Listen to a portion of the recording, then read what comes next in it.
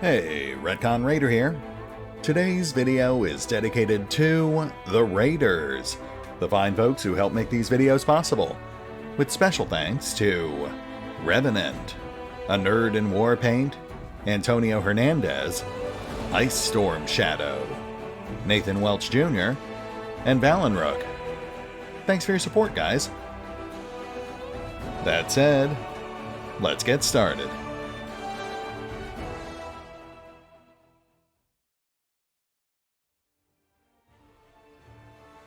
And welcome back to the Pathfinder Wrath of the Righteous beta, as we continue charting an unsteady course across a city in ruins.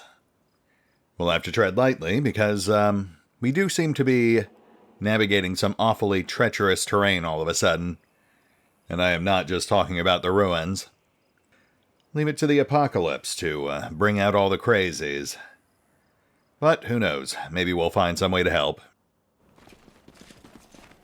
Now we are going to continue following this rather conspicuous blood trail. I have been informed it's part of a quest that has not been fully implemented for the current beta, but it is also headed for the edge of the map, so that should hopefully get us back out to the world map. A rift in the earth left by Discari's massive scythe. You and your companions fell through here during the attack. Yes, I do vaguely recall that. Oh, hey, it's the stranger from the prologue. Who do we agree that was? Alex Trebek?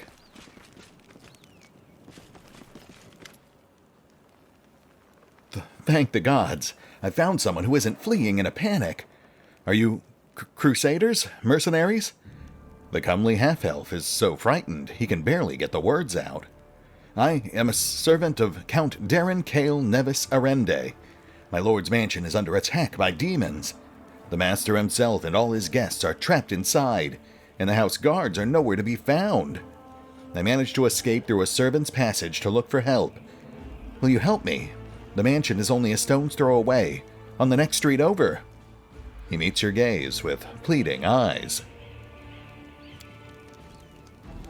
Count Arende. I have seen him a few times before, from afar. He looked highly audacious. I confess that he did capture my attention, but that's neither here nor there. We should help him. The gratitude of a rich and influential man can only benefit us. You have heard about the Arende family before. This wealthy and noble Nendevian dynasty was almost wiped out by demons more than 10 years ago. The last surviving member of the family, the young Count Darren, has an infamous reputation. He is well known for being a rake and a rogue.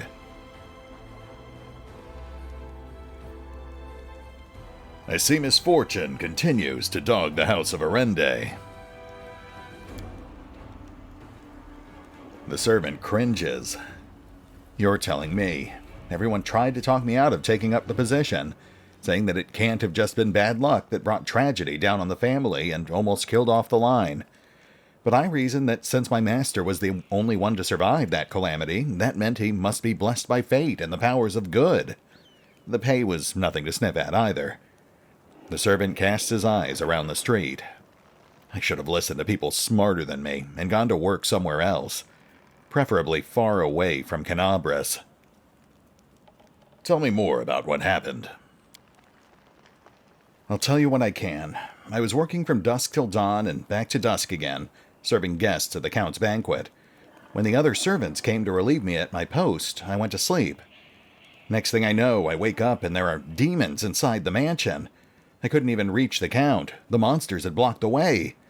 The Count's banquet was still going on. He and his guests were in the great hall, and as far as I could tell, the door to the room was sealed, and the demons couldn't get in. I'm begging you, hurry.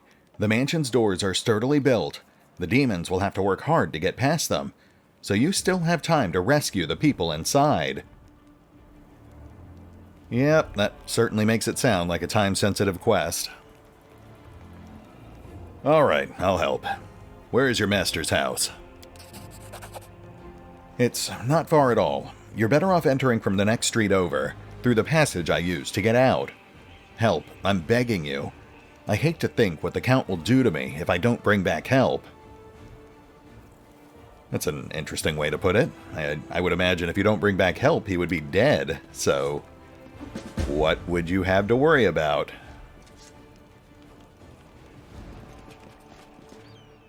There's our exit.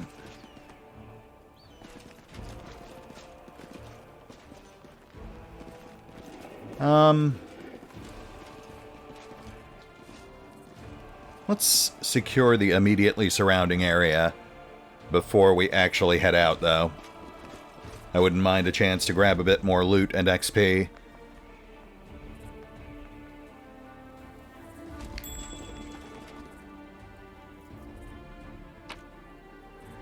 Huh. A nice little stash of booze, I see. I think we'll just take that.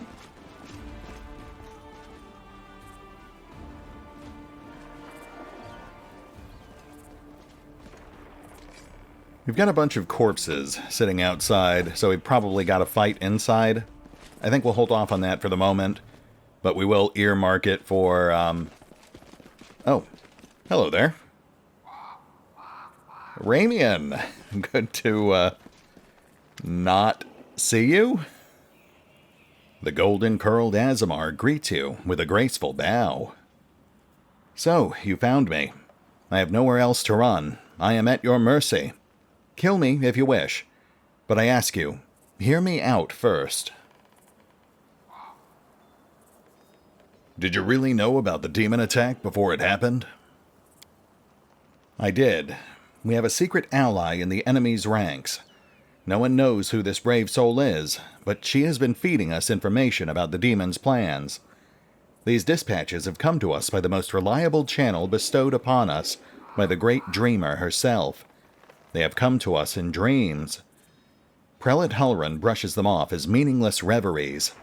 And, well, I admit that it isn't always easy to distinguish our allies' messages from ordinary dreams. But even ordinary dreams are gifts from Desna, and are always worthy of attention. The Prelate, and all the Crusade leaders for that matter, should have put less store in reason, and more in intuition, inspiration, and spontaneity. What's more, not long before the attack on the city, a blind elf who calls himself the Storyteller arrived in Canabris. This wanderer wasn't merely a collector of legends, but a scholar of the unknown. According to him, the wardstone in our city, the first and most important in the chain of wardstones, weakened since long ago, was teetering on the brink of corruption. It seems that the Red Morning Massacre and other demon attacks, even the ones we fended off, did not leave it unscathed. Unfortunately, the prelate did not wish to listen to the storyteller either. We're lucky he wasn't burned at the stake as a heretic. We had such vital information on our hands, information that could have saved the city. But no one cared to listen all the way to the catastrophic end.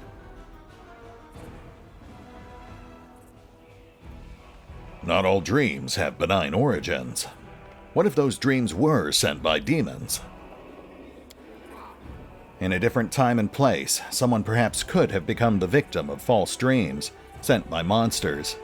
But here, in the war with the Abyss, the goddess is keeping a close eye on her most faithful followers. I have no doubt that if a demon tried to intrude upon the dreams of any one of us, Desna's punishment would have been swift. Tell me about the strange rituals that were going to be performed on the wardstone. Ramien looks slightly abashed. When my attempts to open Halloran's eyes ended in failure, a few of my young adepts resolved to take matters into their own hands. They did not consult me before doing so, but I have never demanded iron discipline from my priests. Army commanders may have subordinates, but I have pupils and fellow worshippers. I can only inspire them, I cannot command them, and it seems they were inspired all on their own. In other words, you get to preach whenever you want, and you don't have to take any responsibility for your flock. You've really got it made. For pity's sake, how can I be held responsible for the actions of others? These are not children we are discussing here. They are grown adults endowed with their own free will, praise the goddess. Of course, we all help one another, but in the final reckoning, each of us decides how we will act, and each must answer for those choices. Well, I'm not sure I completely agree with that, but it does more or less match up with the common rule of Andoran, so I guess we'll back it. They had no ill intent. They only wished to access the Wardstone in secret and try to cleanse it. But to Halrin, this became perform a suspect ritual after hearing even more suspect voices in their dreams. The children wanted to save their city, but the Inquisitors detained them and almost killed them. I had to intervene. I used my authority and my power as a cleric to give them a chance to flee. If they hadn't got away, they were destined for a cell in the Prelate's dungeons, and, quite likely, death. Why are you and Halrin feuding in the first place? This hardly seems like the time for it. Oh, I am not feuding with him. I sincerely wish only the best for the man. In an ideal world, he'd be far away from the front lines, enjoying a peaceful retirement. But even if that isn't possible, I have always tried to help him fulfill the mission he has taken upon himself, and to which he has proved fatally ill-suited, protecting Canabras against the demons. Unfortunately, he is convinced that the followers of Desna are heretics and saboteurs. He refused to listen to me, and it was only the knightly orders that deterred him from including us in his witch hunt. Now there is clearly no one left to stand in his way. He is finally free to get rid of us once and for all.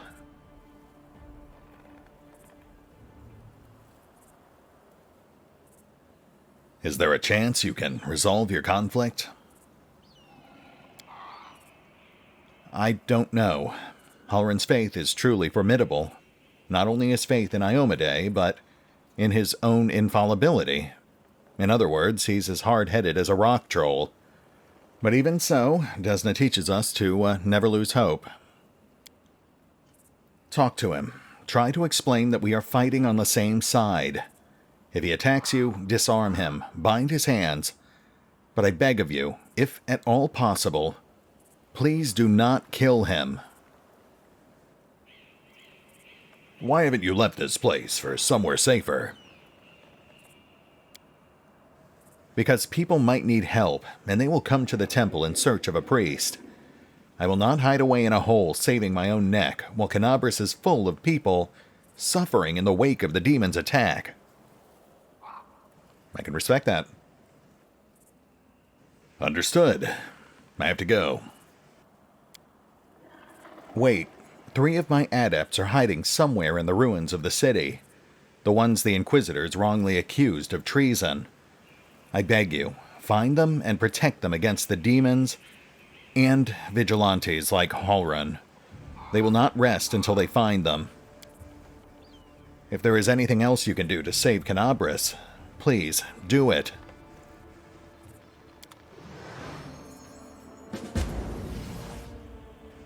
Stranger, wait. You spared Ramien despite what that mad Inquisitor told you.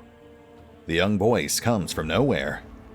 Oh, hang on, I forgot to remove the spell. I hope Halrin's dogs aren't lurking nearby. A pale youth materializes before you. His face looks haggard from lack of sleep, but he is clearly pleased to be speaking to someone. So, you're one of the Desnid adepts that tried to break into the Wardstone? Yes, I am Ilkes, cleric of Desna, and one of the people who answered the call of the voice in dreams. Some unknown person made contact with us through our dreams, telling us about the demons' plans. We learned that the demons were planning to attack Canabras and do something terrible to our Wardstone, which already carried the taint of corruption. Prelate Halrin refused to heed our warnings. We had to make a choice. We could either throw up our hands and pull back, or take action, even though it could cost us our lives. But what heartless person could stand by in the face of such a deadly threat? And what were you planning to do to the Wardstone? The young man hesitates. Our plan was to get to it and then follow our instincts. There were 3 of us, a cleric, a mage, and a bard. Between us, we know a lot. We're capable of a great deal. If we'd had enough time, I'm sure we could have figured out what was wrong with the wardstone and how to heal it. But they didn't give us time. Yeah, the local commanders got roped into dealing with this. Some idiot kids trying to break into the wardstone. Apparently some of ours, but who even knows these days? Seela sighs. I know there's no evil in you. I can sense things like that. But what you did was so stupid and impulsive. Someone could have got hurt.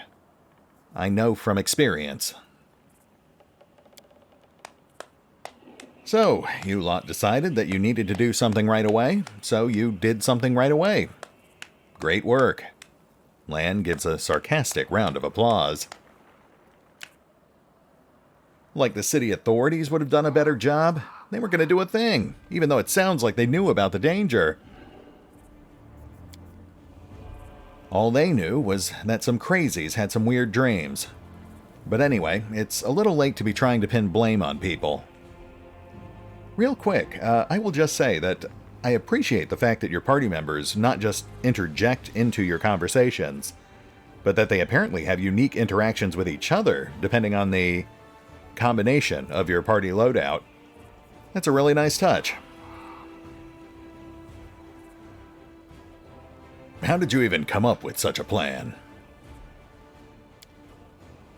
How could we not come up with that plan? You sense the young man's temper rising.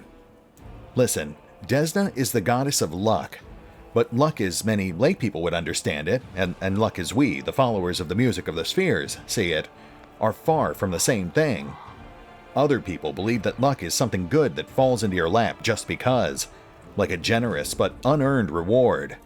We see luck as a fundamental law of creation, according to which even in the darkest hour of the most hopeless situation, a chance of rescue and change for the better can arise. But you've got to seize this chance when it presents itself, or better yet, create your own. Followers of Desna are not people who like idleness and inaction. That's why, when Canabris was in trouble, we did as our goddess had taught us. We took the matter into our own hands and tried in a moment of desperation to pluck our chance from the hands of fate itself. You were trying to help. Can they punish you if you were trying to help? Is that allowed? Sometimes it's even necessary. How could a zealot like Halrin become the respected defender of Canabris in the first place? His faith is strong, incredibly strong. The people of the city have seen him fighting on the front lines time after time. I myself remember feeling dumbstruck the first time I saw that gruff old man slaying demons in a fit of righteous fury. The people living on the edge of the abyss need protecting more than anything else, and that's why they are prepared to forgive their protector almost anything, even prejudice, paranoia, and the death of innocence. That is a pretty harsh trade-off, but yeah, I get it. Also, Halrin hasn't been as brutal as he used to be for a long time. He has his loyal right-hand man, Leoder, known as the Hawkblade. He's a witch hunter too, but a good deal more rational and even-tempered.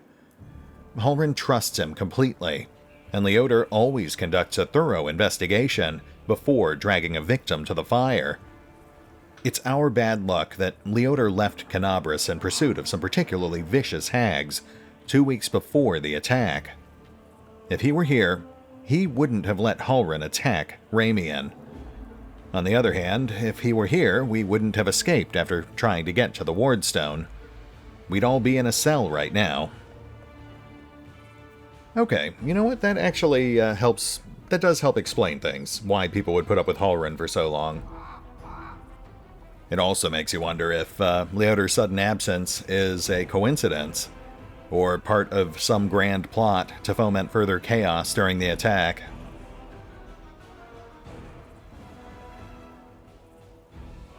Whose voice have you been hearing in your dreams? Nobody knows what it is, but everyone who has heard it, heard her, I should say, is convinced that she is a good and pure soul chosen by Desna. We had a choice. We could trust her, except that we have an ally somewhere who isn't afraid of all the armies of the Abyss.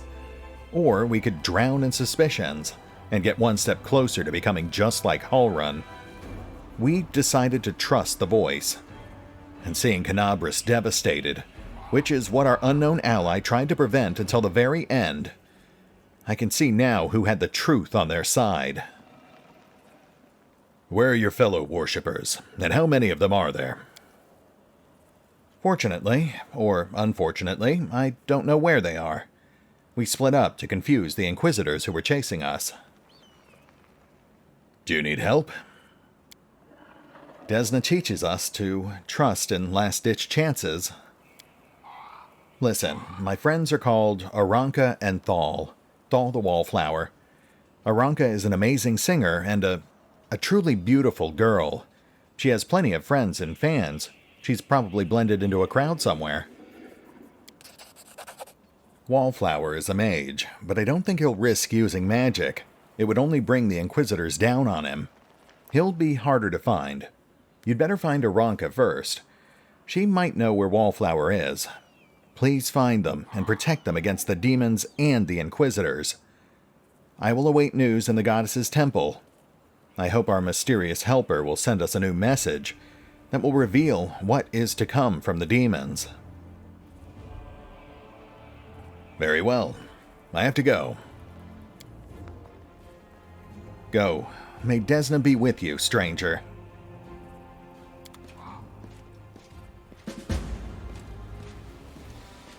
Interesting.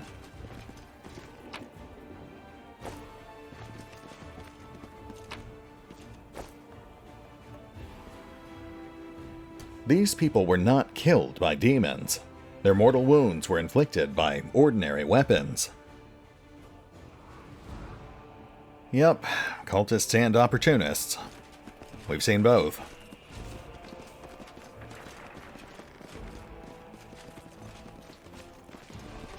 Oh, shoot. Hi there. Okay, we've got 2 low-level fighters.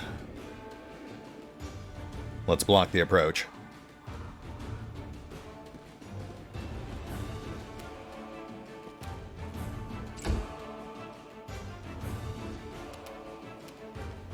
Evoker, take him out.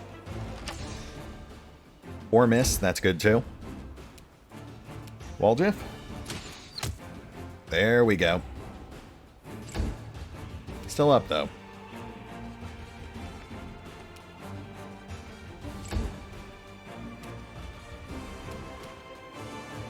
Path blocked.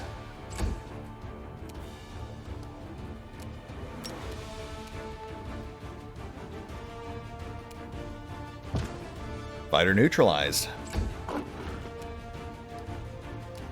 And rally.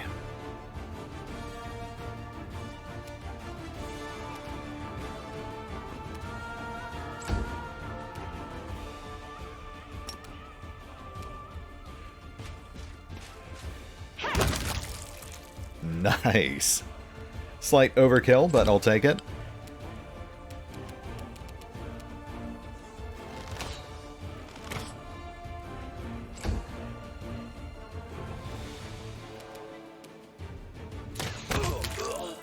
And it's pretty much over.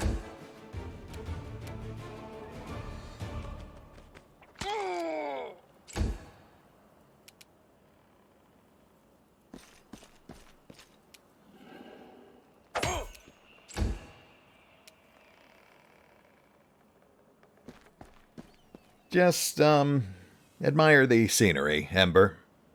We'll take care of this.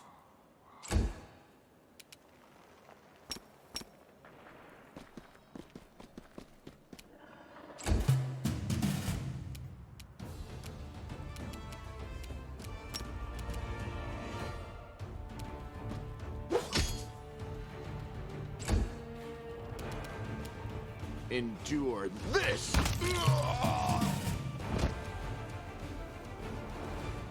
All right, Ember, let us be on our way. I think they've learned their lesson.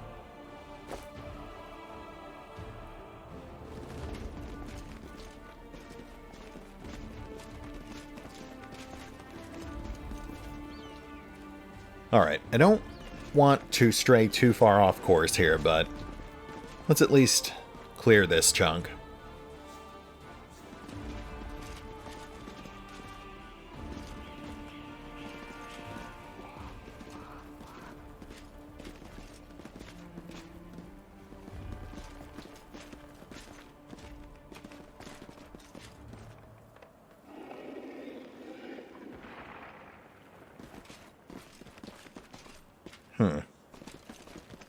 Well, that's ominous. Oh. Totally flubbed those perception checks, I take it. Time to share your treasures.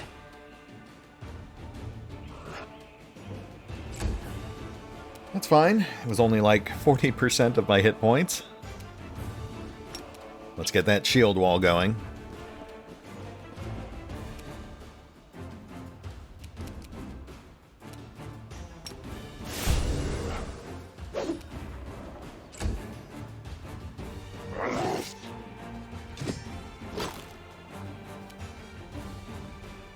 We're at 26 AC now, so we're in much better shape.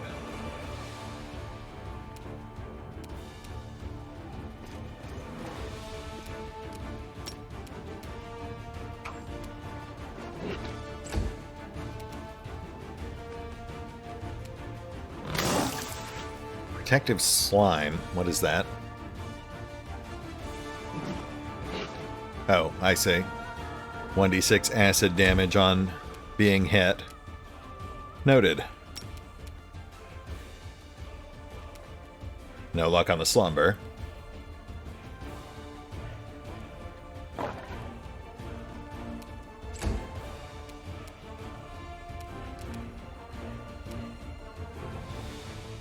Oh, yeah, let's do that.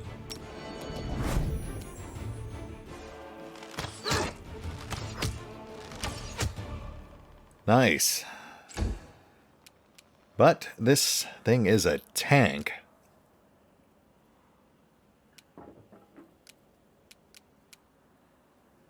Can't afford to drop our AC, so we'll go for a buff.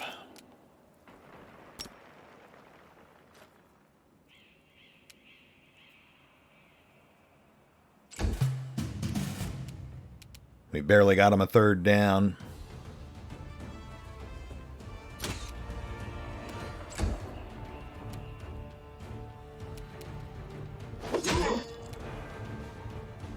Okay.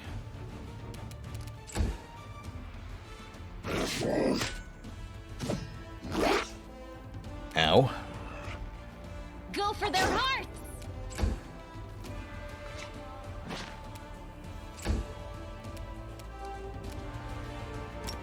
Let's strip that DR. Or not. We definitely need to stack Ember's charisma. And this does really highlight her hit or miss nature.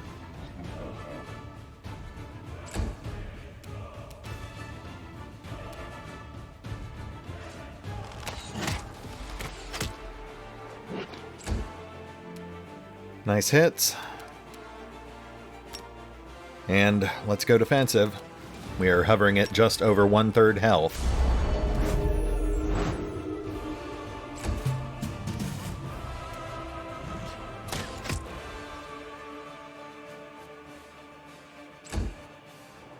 Into the fray! Okay. Okay. Wow. Thank goodness Creed's a tank, or else he would have been mulched. I will help where I can. I'll watch your back. Let's get that patched. Yes.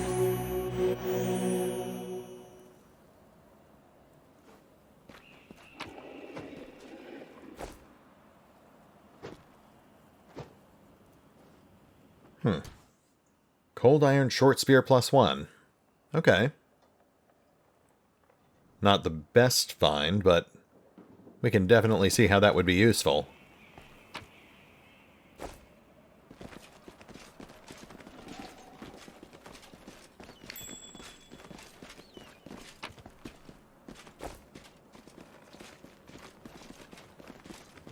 Alright, we definitely need to get out of here. We are pretty much tapped on healing. We've still got potions, but we don't want to burn through those if we don't have to.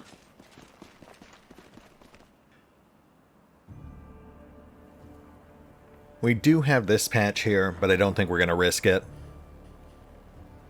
Let's go hit that exit, and I guess we will beeline for the Arende estate. I'm not sure if that's actually time sensitive, but there's no sense in taking chances.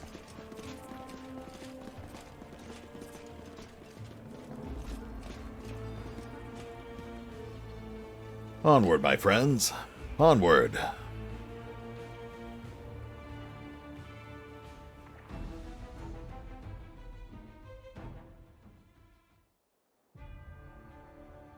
All right.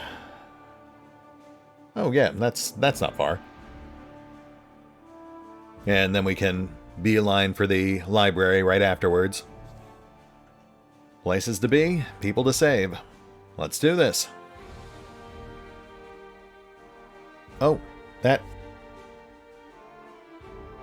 this is not a random encounter. This is a special encounter.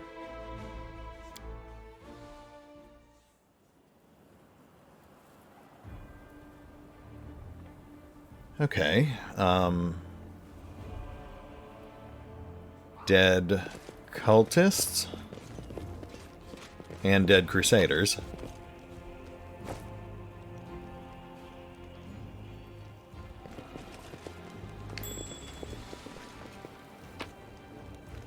I can't help but notice that one of these people is naked.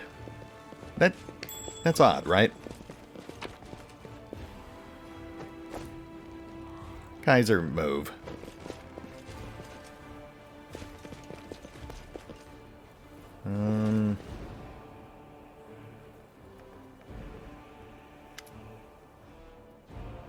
Wearing a robe? Check.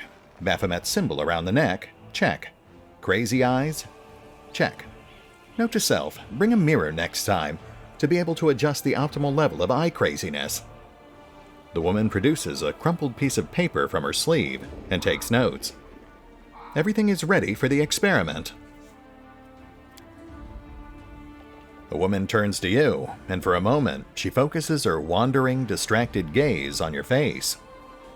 An audience. Problematic, but not critical. You there, boy, stay out of this. It is counterproductive to stand in the way of scientific progress. What?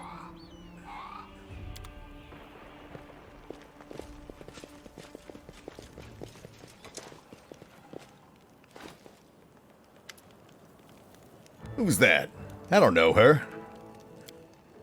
Greetings, boys and girls. I am your sister in sin, a devotee of Lord Baphomet's dark will, and so on and so forth. She looks like one of us, but she talks kinda weird. The cultist's finger points your way. Who's there with you? Who? Oh, them. Just an audience. They don't matter. Consider them a supplementary component of the coming experiment. It seems the cultist wishes to say something, but the woman won't let him.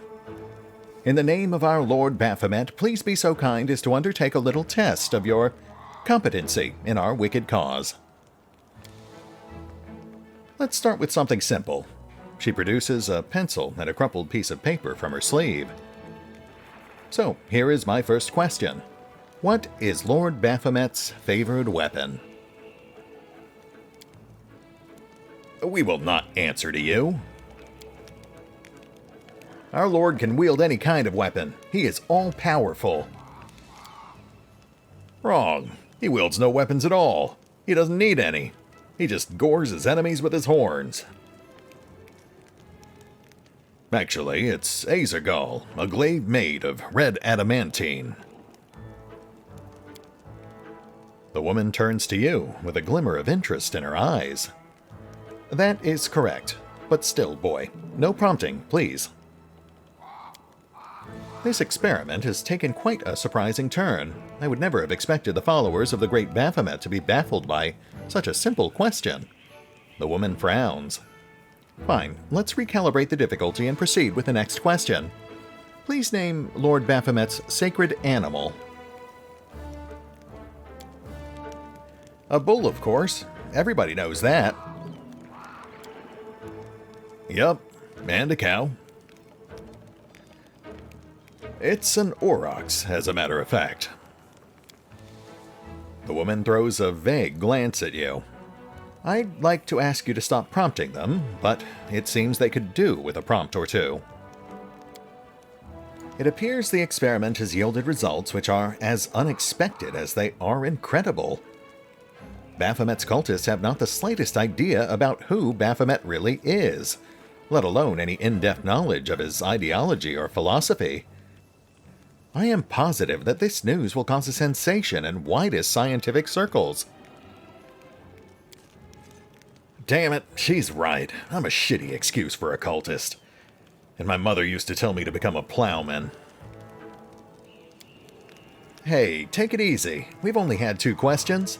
You there, come on, ask another one. We'll get the next one.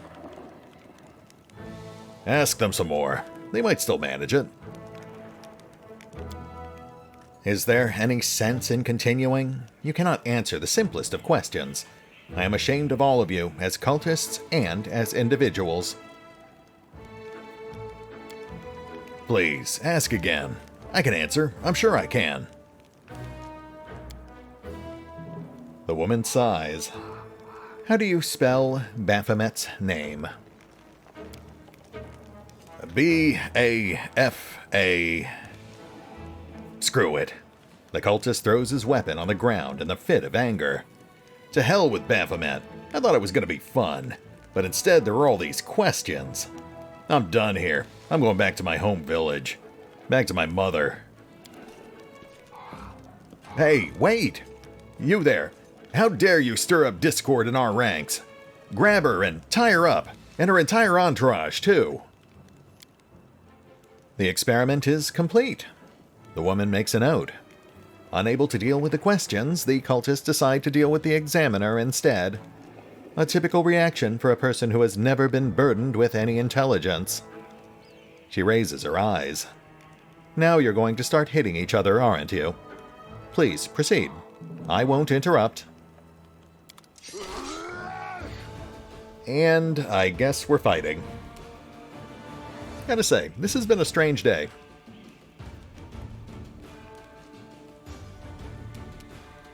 Distract them for me.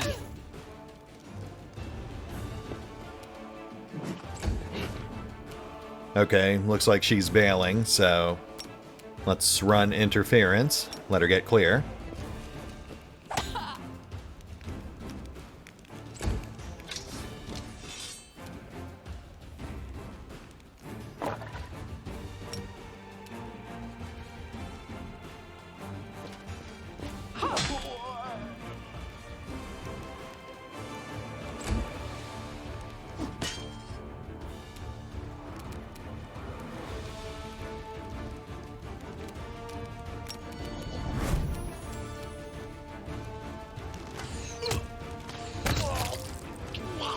Nice. Sharpshooter's down. I think we've got this well in hand.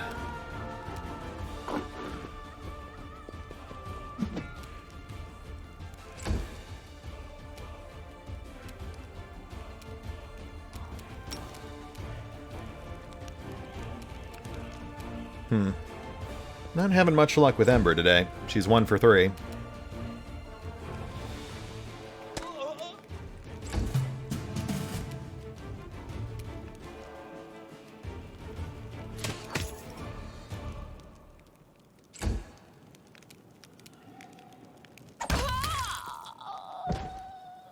Sorry, ma'am.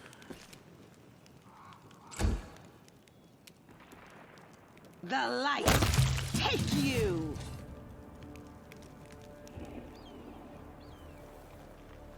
The absence of an answer is an answer too. Thanks for that. Bye.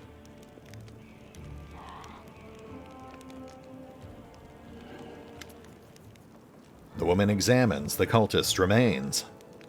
The result is statistically predictable, especially considering their intelligence levels. What about you, boy? Are you ready to answer some questions for the good of science? The woman turns over the crumpled piece of paper to the blank side. Let's proceed with the experiment. My first question is to be simple. Which colors does the goddess Iomedae prefer? You haven't the slightest idea. But perhaps you can guess? Oh, boy. Well, I mean, we've got blue and white on land, but he doesn't really... He's not exactly a believer. Shoot. What color was Halrun wearing?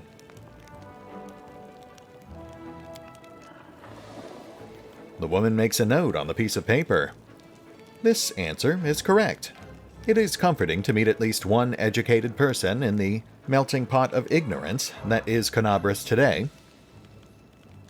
Well, I mean, you didn't exactly catch the city on its best day.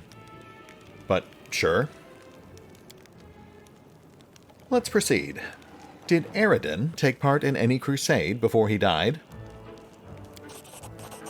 You know for sure that Anerdin died not long before the world wound opened and the First Crusade began. No, he didn't. The woman makes a note on the piece of paper.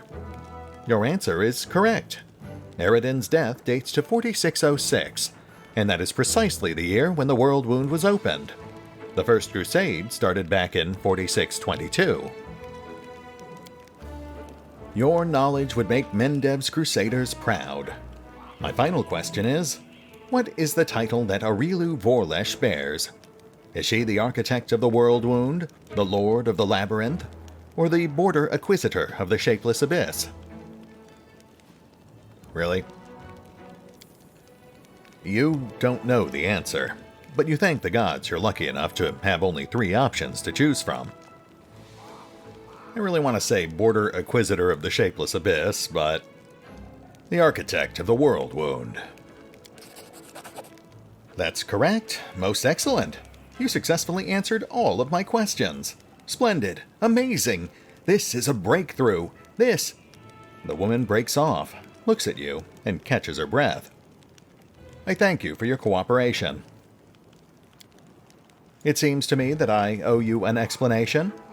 My name is Nenio. I am an explorer, a pilgrim, a yet-to-be-recognized scientific luminary, future author of the great Encyclopedia Golarianica, and rector of all Absalom's universities at once. A future rector, I should say. The woman blinks several times. I also know several spells. Right. Now, can you finally tell me what you were getting at with all those questions? It is so heartening to see you strive for knowledge. I have been conducting an experiment comparing the intellectual abilities of the average cultist with those of the average crusader. And I must admit that you passed the test with flying colors. This does offer a glimmer of hope for the future of Crusade. I have always claimed that, despite the popular beliefs about the limited intellectual abilities of those in the army, at least some of them can be considered educated. It pleases me to see that I was correct. Wait, so... you're trying to say that I'm mediocre? Nenio scans you once again, from head to toe. Yes. Why do you keep calling me boy? I have a name, you know. I apologize for an injury to your ego, but your name is irrelevant on the grand scale of the universe, thus it cannot possibly interest me. I will forget it as soon as I hear it. To avoid unnecessary confusion, I'd prefer not to know it at all.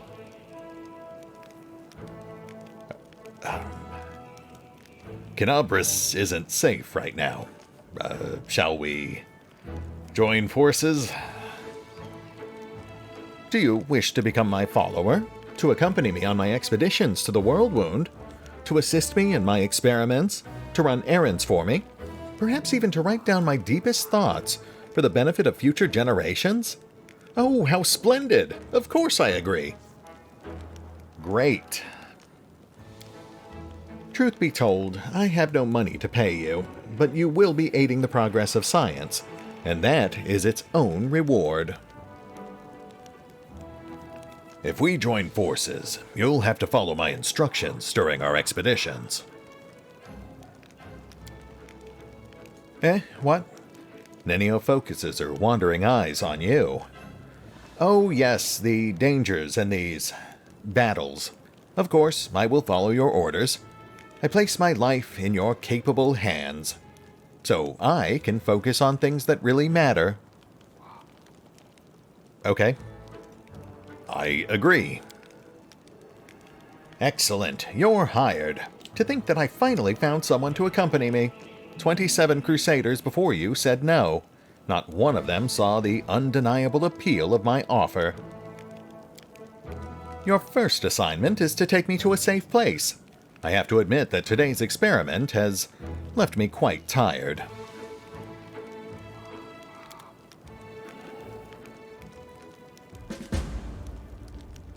Huh. Nenio removes bite. That seems odd. Anyway, I believe Nenio is a wizard? I mean, honestly, I can only imagine a wizard being so smart and yet so dumb at the same time.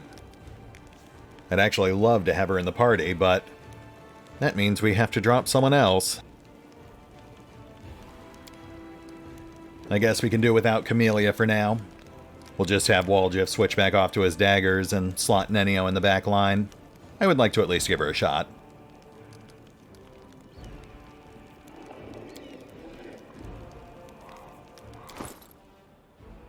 Let's switch Walgif off to melee mode. Can we give him that crystal dagger we found? We cannot. Looks like it is plot integral. Fair enough. That's fine. We'll make do. And let's see what we're working with here.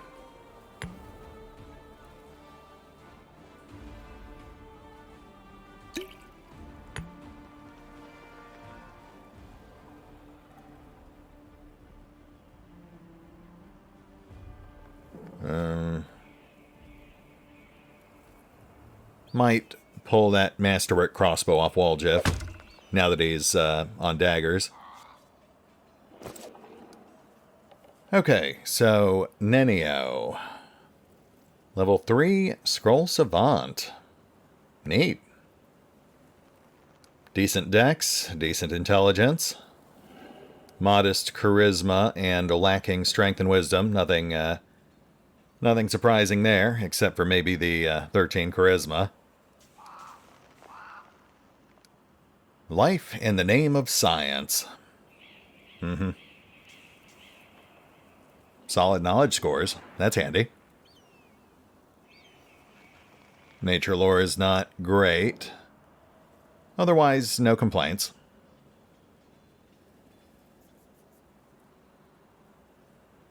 First level spell slot's empty. But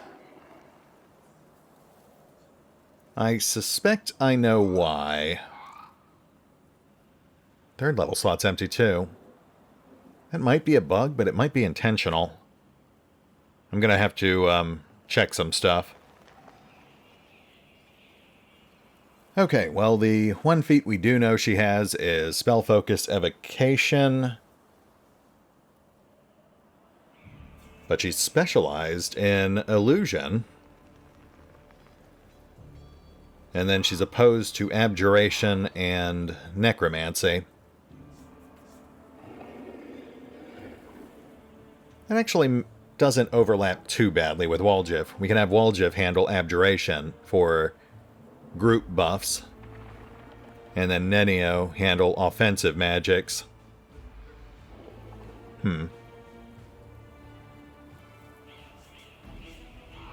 What could that be? I don't think that slot's empty. I think they're deliberately hiding her real feats from us. No second level illusion spells. That is an interesting choice. Pretty standard first level array. She has a very limited number of spell slots.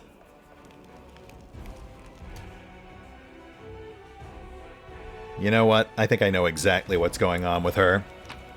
But I am going to hold my tongue for the moment.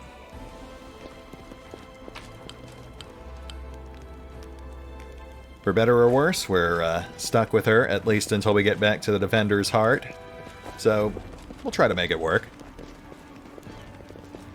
That aside, I do actually find her amusing, and I do love the idea of having a full-fledged caster in our party. And we're clear. Alright, folks, I think that brings us to a pretty good break point. We didn't get what I planned done today, getting to the library and finding out what happened to the storyteller. But, you know what? I am pretty happy with what we got accomplished.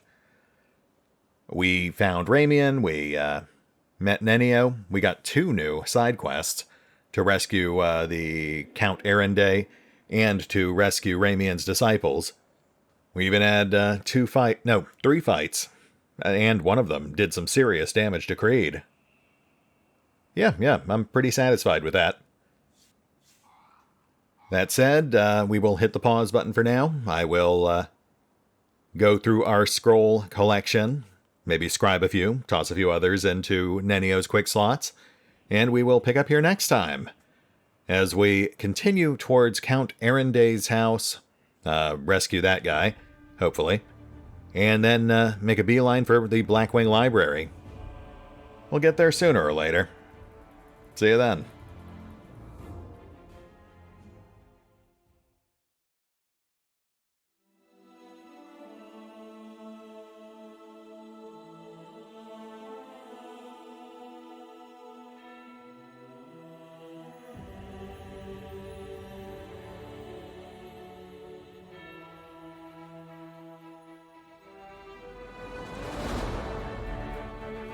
Oh, and remember, although I do love playing Pathfinder, Wrath of the Righteous, you can find out more about the game by visiting the official website, the social media links, or the store pages.